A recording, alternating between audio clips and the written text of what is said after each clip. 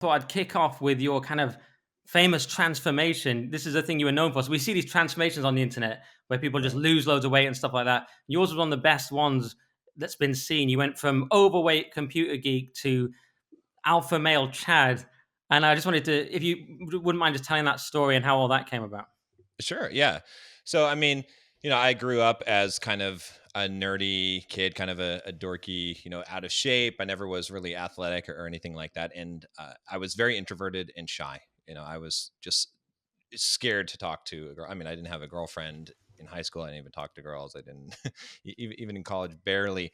Right. And so, I was basically became a computer programmer and, went down that road, played World of Warcraft. And, one day, what happened is I went to the store to buy some US size 46 pants, which I'm not sure what they are in UK size, but it's big, right? It's really big because my size 44 pants didn't fit me anymore. And that I think was it's the also point. 46 in the UK. Oh, maybe. That's Okay. Maybe. inches. Yeah. That's inches, right? Yeah, yeah. Yeah. Yeah. Oh, yeah, that is true. Yeah. Yeah. So we're on the same imperial system. So, Yeah, but, yeah. but You're yeah, welcome. it was one of those, come to Jesus moments where I had denied that I was fat. I was like, okay, I'm just gaining a little bit of weight. And then I was like, damn, John, you are a fat ass, right? Like, it's like, there's no question about this now.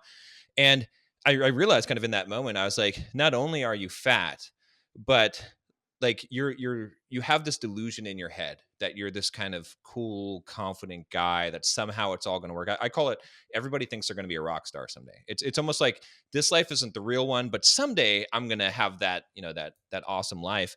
And it just scared me. It scared me so much that I was like, look, if this is my only shot and this is my only life, and I want to have the kind of life that I want, if I want to have women attracted to me and I want to, make money and live this kind of life and feel good about myself, then I have to start right now. And so I just immediately, I think in the next year, I lost 100 pounds. I started reading books like crazy, just, reading one book a week and running.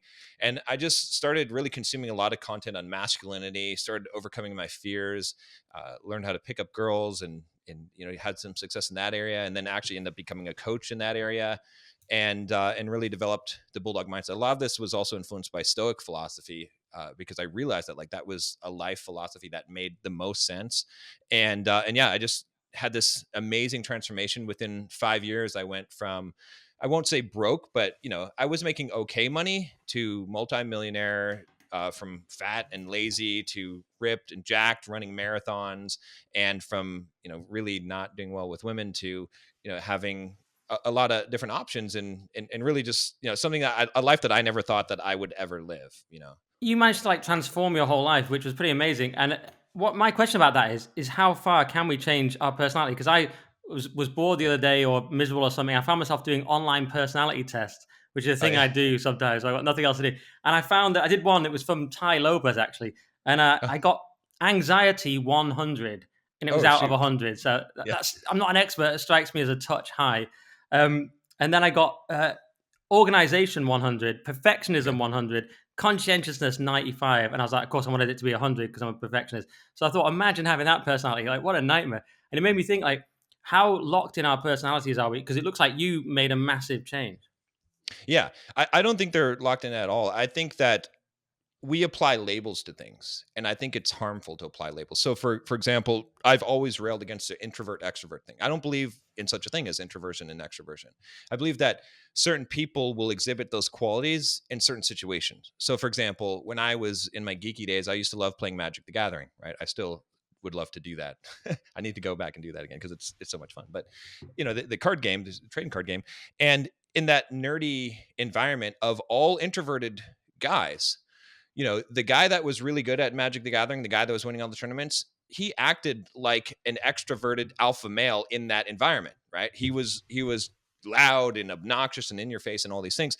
And so it's like it's contextual, right? And so, but what happens is we apply labels to ourselves and we think I'm anxious, I'm shy, I'm whatever it is. We say I am those things, and that becomes our identity.